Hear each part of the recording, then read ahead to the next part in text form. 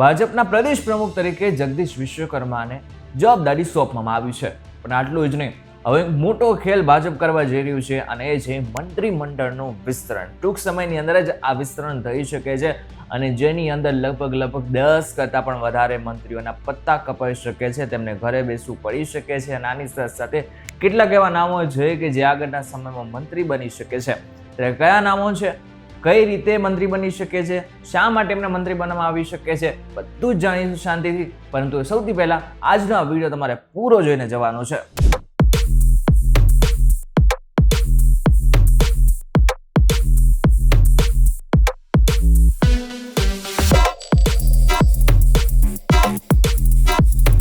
નમસ્કાર, welcome back folks VTV digital ઉપર તમે જોઈ રહ્યા છો ડેઈલી ડોઝ અને હું છું આપણો દોસ્ત કરણ ચડોતરા.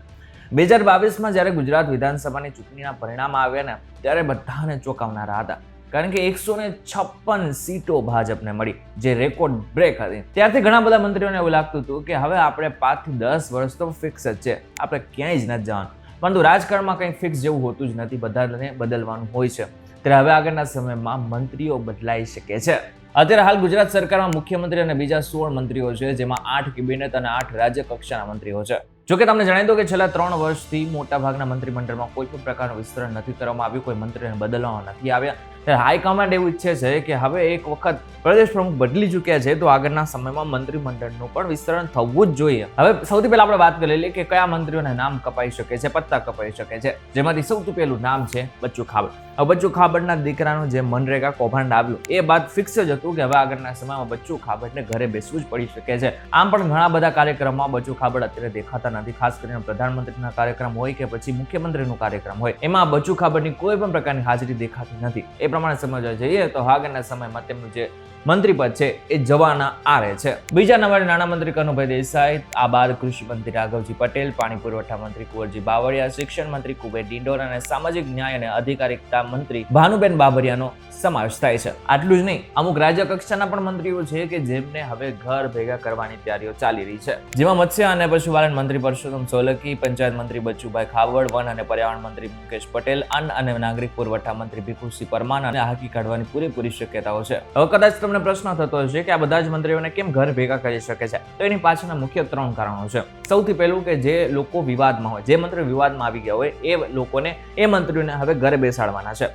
હાઈકમાન્ડ બીજા નંબરે જે લોકોની તબિયત નાદુરસ્ત છે એ બધા જ મંત્રીઓને હવે ઘરે બેસાડી શકે છે. અને ત્રીજું અને સૌથી મહત્વનું, જેમના ઉપર ભ્રષ્ટાચારના કેસ થયેલા છે અથવા તો ક્યાંક ને ક્યાંક ભ્રષ્ટાચારમાં નામ આવેલું છે, બધા જ મંત્રીઓને હવે ઘરે બેસવાનો વારો આવવાનો છે. હવે આટલું જ નહીં, વિસાવદરની હમણાં ચૂંટણી હતી ત્યારે જે મંત્રીઓનું જે નબળું પ્રદર્શન હતું એ બધા મંત્રીઓનો પણ વારો આવી શકે છે.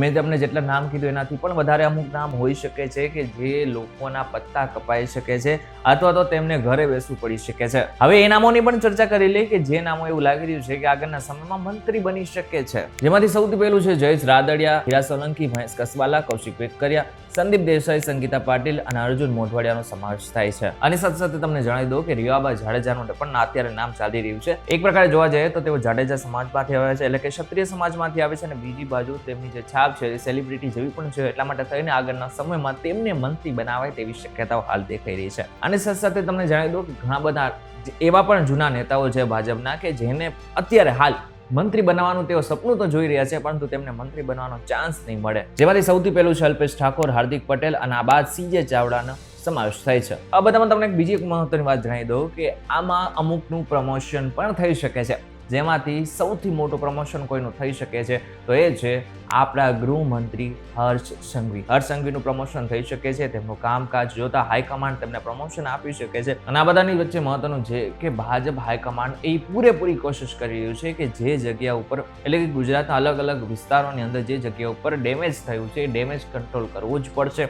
નહીં તો હવે આગળના સમયમાં જ્યારે 2027ની ચૂંટણી આવશે ત્યારે ભાજપને હારનો સામનો તો નહીં કરવો પડે, પરંતુ બેઠકો ઓછી મળી શકે છે તેવી પૂરેપૂરી શક્યતાઓ હાલ દેખાઈ રહી છે. ત્યારે હવે આગળના સમયમાં ખબર પડશે કે આ જે રણનીતિ છે એ ક્યાં પહોંચે છે અને રણનીતિ પ્રમાણે લોકો અને મંત્રીઓ કેવી રીતના કામ કરે છે. ત્યારે આ બાબતને લઈને તમારું શું કહેવું છે અમને જરા કોમેન્ટ કરીને ચોક્કસથી કહેજો. વિડીયો તો જો તમને કોઈ ઇન્ફોર્મેશન મળી હોય તો વિડીયોને લાઈક અને શેર જરૂરથી કરજો. તો આવા જ ઇન્ફોર્મેટિવ વિડીયોઝ માટે વીટીવી ડિજિટલ સાથે જોડાયેલા રહેજો.